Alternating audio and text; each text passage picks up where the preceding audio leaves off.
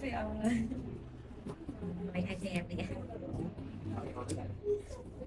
Saya mau ngambil judulnya tuh analisis pengaruh kualitas produk dan pelayanan terhadap kepuasan pelanggan di Sungai Taylor ini, Bu. Jadi saya mau tanya, sejak kapan mulai menjalankan bisnis ini?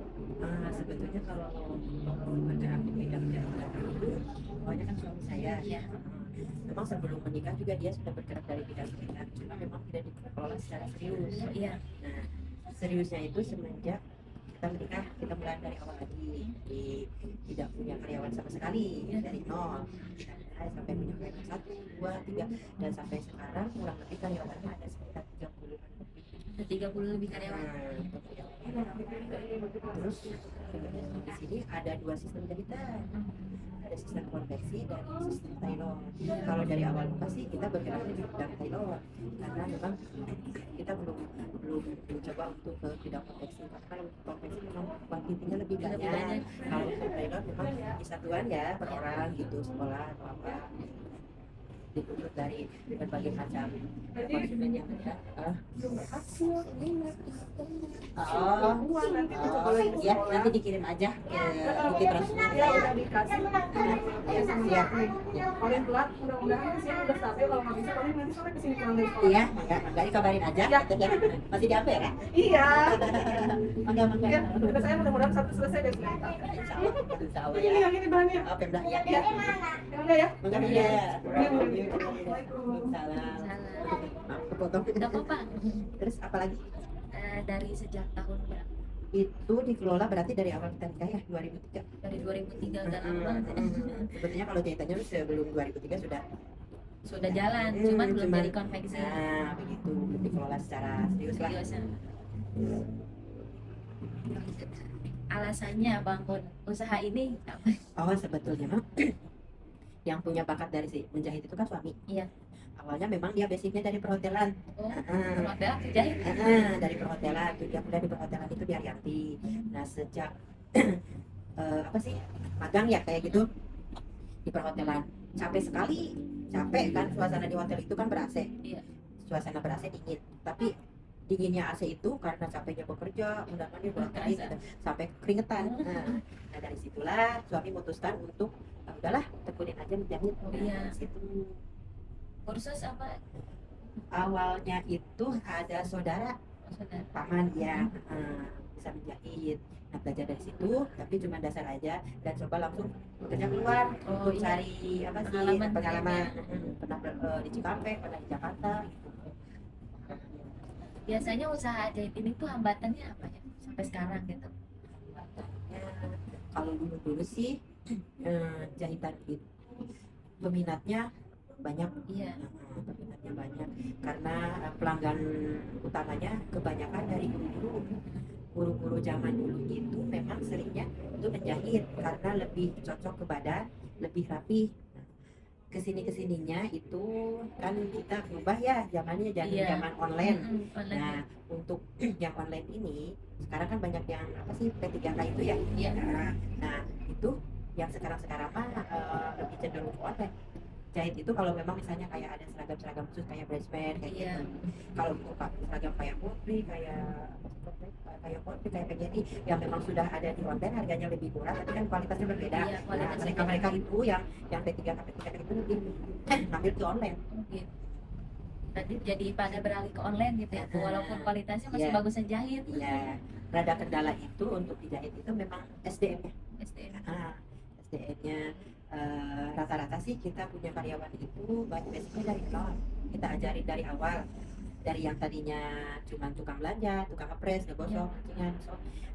Kalau misalnya di luar waktu senggang itu ada waktu nih dia belajar dari, kalau udah bisa dia langsung Pegang jahitan. yang finishing kayak ngegosok apa, kita karyakan lagi yang baru. Oh, gitu.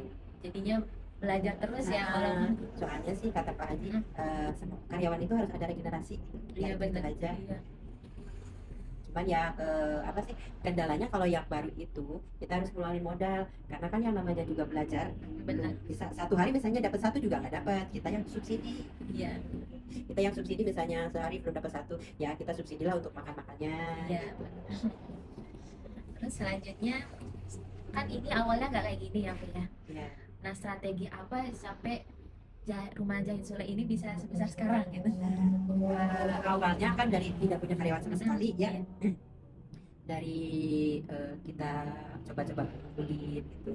Dari tidak punya stok kain ya, dari menjahit itu awalnya pelanggan itu bawa kain sendiri, kayak misalnya mau bikin batik bawa kain batiknya sendiri Iya, iya. gitu. Kita nggak nyediain bahan-bahan batik di sini, bahan-bahan untuk seragam. Nah dari situ kita mulailah menabung untuk misalnya kita nyediain kain batik berapa potong, kita nyediain untuk kain-kain seragam kayak tenda, kayak kain-kain yang lainnya. Nah dari situ kita tuh nabung, coba setiap tahunnya tuh ada sesuatu yang memang apa sih disisihkan untuk jahitan. Awalnya kan tempatnya bukan di sini, di Bakarsewi di sana. Awalnya juga cuman hanya kos sepetak itu Iya. kecil, kita bangun lagi, tidak cukup untuk karyawan dan untuk apa sih antara kain-kain kayak Iya. gini. Kita coba untuk pindah ke depan ke sini, awalnya hanya untuk kita coba tambah untuk jualan kainnya, dan ternyata mungkin rezeki kita dari sini, rumah ini dijual, kita permak sampai sedemikian ini, dan karyawan bertambah, alhamdulillah ada bertambah sistem konveksi. Iya. Selanjutnya apa yang dilakukan Ibu buat mempertahankan konsumen gitu? Nah, untuk mempertahankan konsumen itu, pertama dari kualitas. Iya sih, kualitas nomor satu ya. Nah, kita usahakan kualitasnya memang rapi. Yang kedua, kecepatan dari jahitan itu. Kita sudah mulai memberi pelayanan itu ke penjahit itu dengan waktu paling lama ya 1 minggu. Seminggu. Ah, Cepat juga ya. tapi kalau misalnya kayak kemeja laki-laki, kadang ada yang minta 1 hari juga. Jadi Kita coba untuk selesaikan. Ada yang minta bisa celana 1 hari, kita coba. Kalau misalnya karena kan kecepatan itu bentuk dari pelayanan juga. iya benar. Jadi kan wah bagus ya, 1 hari bisa selesai. Nah walaupun kita menjual dengan harga lebih tinggi dari online, tapi kepuasan pelanggan itu lebih ditambahkan. Iya. Jadi orangnya nggak kecewa juga ya, Bu, ya. Rapi dan cepat untuk sementara. Iya benar. Kalau membangun usaha ini modal awalnya berapa? Kalau dihitung modal awalnya berapa, kita juga karena mulai dari merintis ya. Iya, dari merintis aja. Tapi kalau untuk sekarang ini modalnya memang tidak sedikit sih. Kenapa? Karena banyak lembaga-lembaga yang memang dia ordernya itu sistem PO. Iya, betul. Jadi bayarnya di akhir. Nah betul. Terus untuk apa sih kayak seragam-seragam pabrik itu, mereka kan juga sistemnya kayak misalnya lembaga kayak VB Padi, Perikanan, kayak pertanian, itu mereka sistemnya apa sih ya, PO. Kayak pabrik juga kalau sudah kita kirim barang baru dibayar. Sedangkan PO yang ini sudah berjalan, Iya. terus PO yang ini sudah datang lagi, berarti yang ini sudah disetorkan, yang ini sedang dijahit, yang ini sudah dipesankan, kita lagi orderkan kain. Berarti perkiraan sebenarnya Kira-kira. sama mesin-mesinnya juga ya itu termasuk ya. Nah, sama mesin-mesinnya sih, kalau modal untuk bergulirnya di kainnya aja itu untuk order-order kurang lebih antara 300 sampai 500.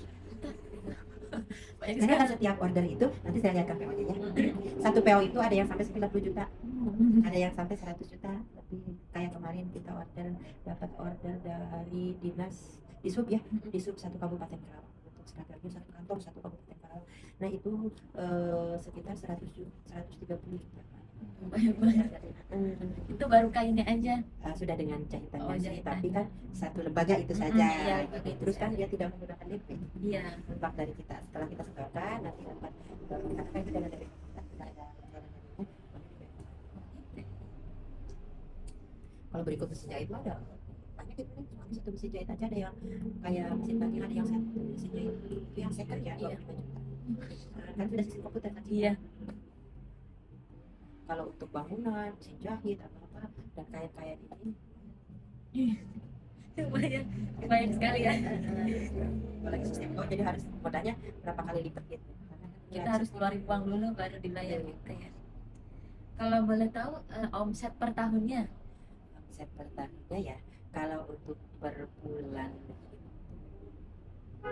kalau rame itu tuh, kalau rame itu sekitar 300-an. Ya 300.